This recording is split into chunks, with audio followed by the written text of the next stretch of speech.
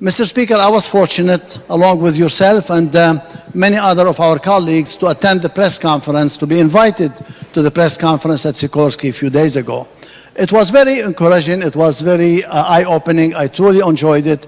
It was very nice to see the technology of the state of Connecticut in action. It was so nice to see that we in the state of Connecticut produce products that are state-of-the-art technologies. I was very pleased. I was very happy for that.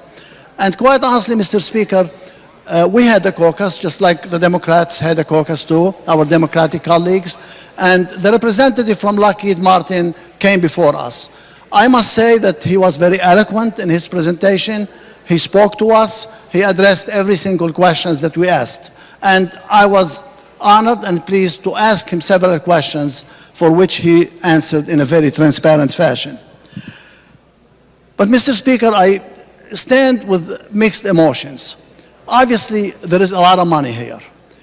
We are putting $220 million in bonding into the future, which essentially is going to be paid by our grandchildren.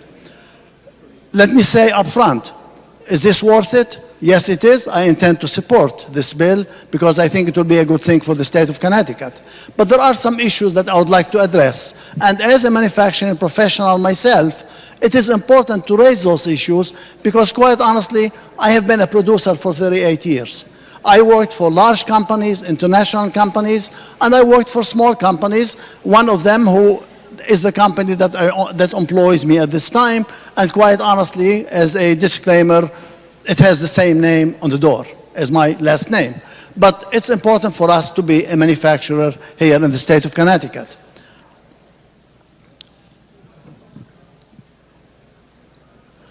During the presentation at Sikorsky, I spoke with the President, just like you spoke with the President, Mr. Speaker, and I asked him about his workforce. I asked him about the people they employ. And we had a very nice conversation, manufacturer to manufacturer, asking questions. And I asked him about the skilled workforce in the state of Connecticut. I heard so many people say how skilled we are in the state of Connecticut, how easy for us to find employees who are technological experts in the state of Connecticut. And Mr. Speaker, unfortunately, I would like to debate this issue. Our skilled workforce in the state of Connecticut is aging. And the people who are working are not keeping up with technology. Technology is changing every single day of the week.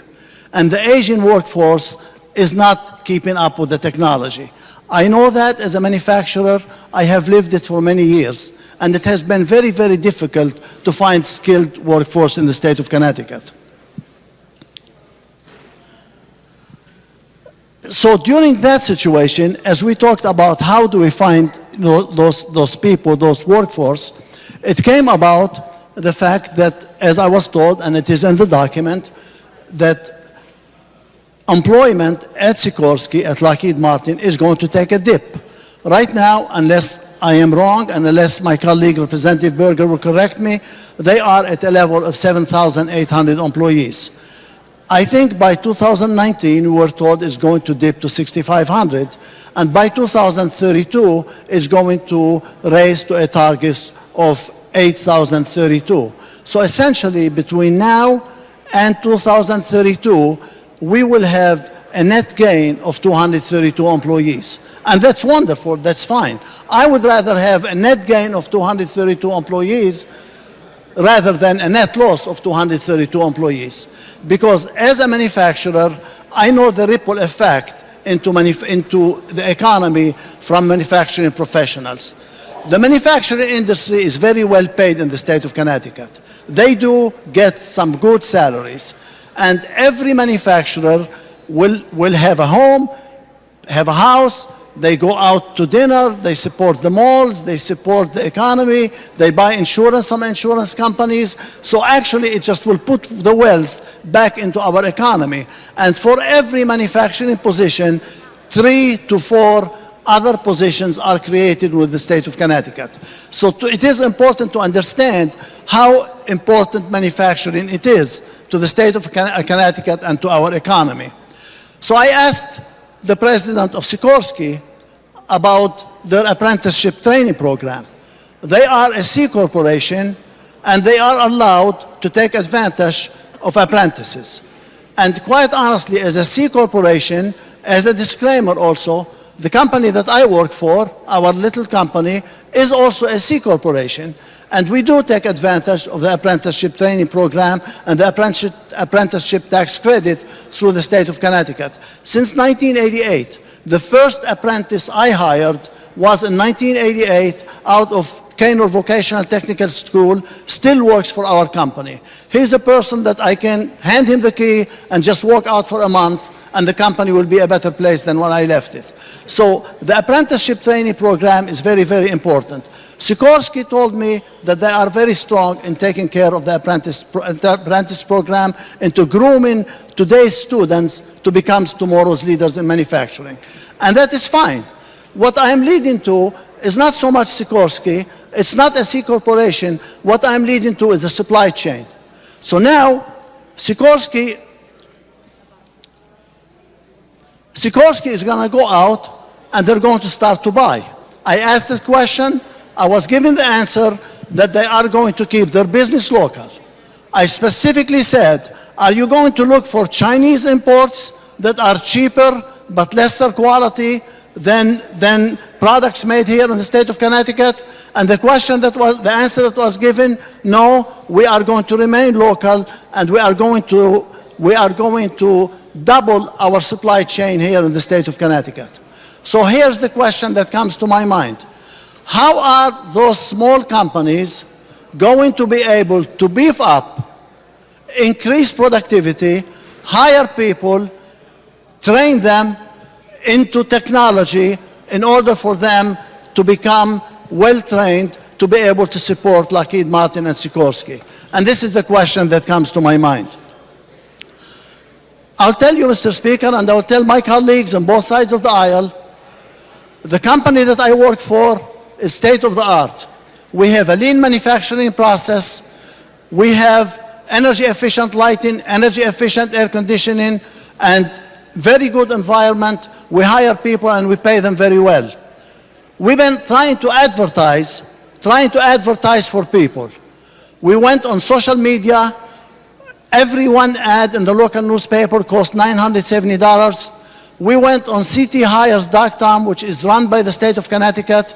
We even started importing people from Pennsylvania to bring them in because we cannot find tool makers here in the state of Connecticut that are the same tool makers and the same employees and the same manufacturers that are going to be hired by Sikorsky. So the question that I have is, how are they going to be able to find all of those employees in the small companies? And by the way, those small companies are scattered all around the state of Connecticut, as was told before. Earlier this afternoon, I heard my colleague up in the Senate, Senator Hartley, talking about where they are scattered, and one of them is located in Waterbury. One supplier is located in Waterbury. I would love to know who that supplier is. I don't know who that supplier is, but I'll find out. It's not me. So, as a C corporation, Sikorsky is able to take care of training, but others cannot. So,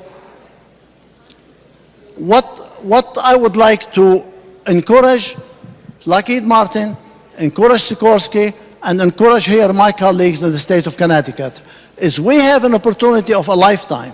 We have an opportunity to encourage students to go into the manufacturing profession.